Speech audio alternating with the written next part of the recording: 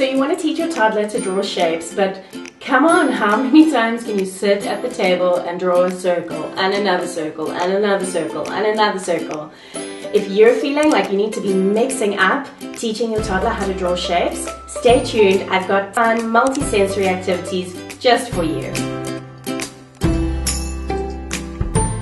When kids do a drawing activity or any kind of activity involving different senses, like the tactile sense, they learn it in a different way.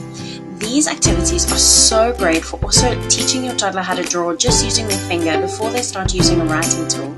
So we started off with shaving cream. It's such a fun one. It really entertains your kids, and as a bonus, everything smells really fresh afterwards. I just put it in a tub for them. They had so much fun drawing circles and lines.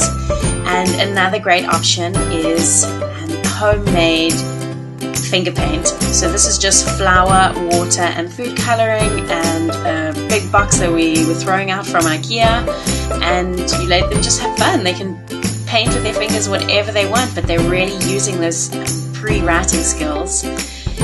Here is a salt tray. You can get these on Amazon. I'll have a link below, or you can just make a tray and put some salt in it, and it's another great way to start practicing your shapes. And so is painting. We often think of painting just as filling the space or doing something that's more high-level artistic, but you can paint simple lines, simple circles. It's a great way to stimulate your toddler's development.